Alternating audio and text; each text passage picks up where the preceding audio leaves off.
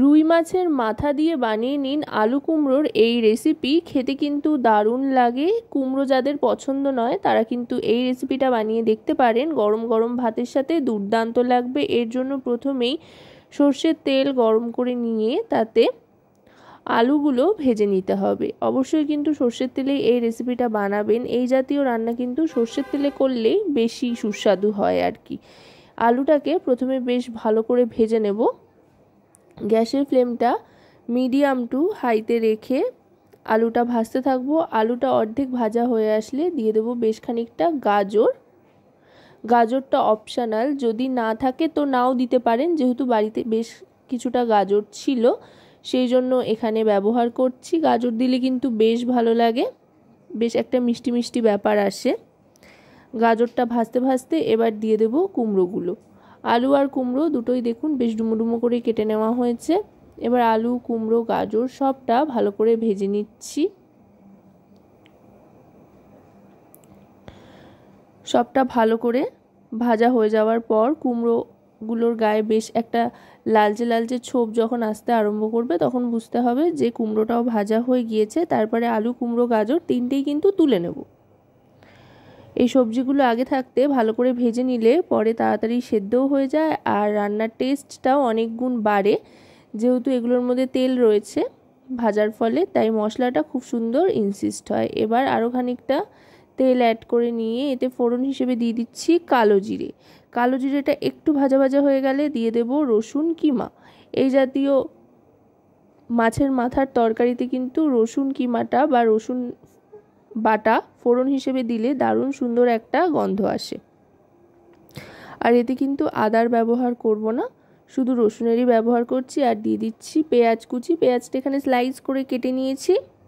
এবার পেঁয়াজটাকে ভাজতে থাকবো। পেঁয়াজটা একটু নরম হয়ে আসা পর্যন্ত ভাজতে থাকবো। তারপরে দিয়ে দেবো টমেটোর টুকরো।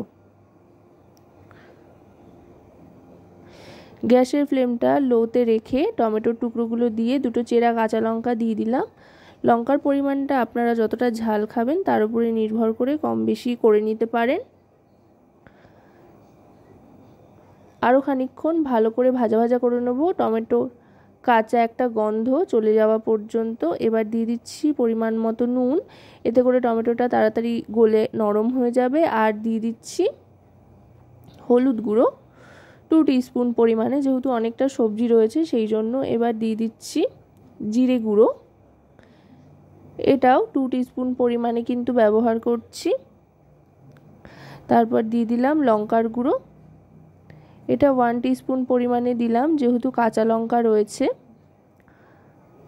আর এই জাতীয় রেসিপি খুব একটা ঝাল ঝাল কিন্তু ভালো লাগে না, বেশ স্বাদটা মাঝারি মানের হলেই বেশি ভালো লাগে আর কি। টমেটোগুলো দেখুন গলে আসতে আরম্ভ করেছে। এবার যে সবজিগুলো ভেজে রেখেছিলাম আলু, কুমড়ো আর গাজর সেটা দিয়ে দেব।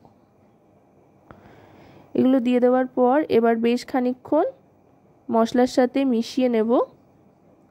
মোটামুটি 30 থেকে 40 সেকেন্ড মতো রান্না করে নিতে হবে। এভাবে 30 থেকে 40 সেকেন্ড ভালো করে সবটা মিশিয়ে নেওয়ার পর এবার দিয়ে দেবো এতে জল। খুব বেশি জল দেওয়ার প্রয়োজন নেই, কারণ কুমড়ো থেকে কিন্তু জল ছাড়বে, তাই হাফ বাটির চেয়ে কম জল দিয়ে দিলাম। দিয়ে সবটা একধার করে নেব। একধার করে গ্যাসের ফ্লেমটা মিডিয়াম টু লোতে করে দিয়ে ঢাকনা চাপা দিয়ে দেব সেদ্ধ হওয়ার জন্য। মোটামুটি 5 থেকে 7 মিনিট ঢাকনা চাপা দিয়ে রাখতে হবে সেদ্ধ হওয়ার জন্য, যেহেতু অনেকগুলো সবজি রয়েছে সেই জন্য। আশা করব রেসিপিটি আপনাদের ভালো লাগবে। ভালো লাগলে অবশ্যই রান্নাবাটি চ্যানেলটিকে সাবস্ক্রাইব করে লাইক, শেয়ার, কমেন্টের মাধ্যমে আমাদের পাশে থাকবেন। আর পাশে থাকা বেল আইকনটি অন করে দেবেন সবার আগে সমস্ত রকম নতুন রান্নার নোটিফিকেশান পাওয়ার জন্য, কারণ আপনাদের নিয়ে আপনাদের জন্যই কিন্তু আমাদের চ্যানেল রান্নাবাটি। এবার ঢাকনাটা সরিয়ে নেওয়ার পর 5-7 মিনিট বাদে মাছের মাথাটা দিয়ে ভালো করে খুন্তির সাহায্যে ভেঙে তরকারির সাথে মিশিয়ে নেব। চাইলে কিন্তু ভেজে রাখা মাছের মাথা আগে থাকতেও আপনারা ভেঙে নিতে পারেন, ভেঙে মেশাতে পারেন তরকারির সাথে। আবার গোটা মাছের মাথা যেটা ভেজে রেখেছিলাম সেটা এভাবেও কিন্তু দিয়ে তরকারির সাথে মেশাতে পারেন। আপনাদের যেটাই সুবিধা হয় সেটাই করবেন। এবার ভালো করে মিশিয়ে নিয়ে গ্যাসের ফ্লেমটা এবার একটু হাইতে করে দেব, যে এক্সট্রা গ্রেভিটা রয়েছে সেটা যাতে ভালো করে টেনে আসে। এটা একটু শুকনো শুকনোই ভালো লাগে। তারপরে দিয়ে দিলাম স্বাদ মতো চিনি। চিনিটা দিয়ে আরও খানিকক্ষণ কষিয়ে নেব। বেশ একটা গামাখা গামাখা যখন ব্যাপার হয়ে আসবে তখন এটাকে 1 মিনিট মতো স্ট্যান্ডিং টাইমে রেখে তারপরে সার্ভ করে দেব গরম গরম ভাতের সাথে খাওয়ার জন্য। তো আজকের এই আলু কুমড়ো দিয়ে মাছের মাথার রেসিপি কেমন লাগলো অবশ্যই কিন্তু জানাবেন।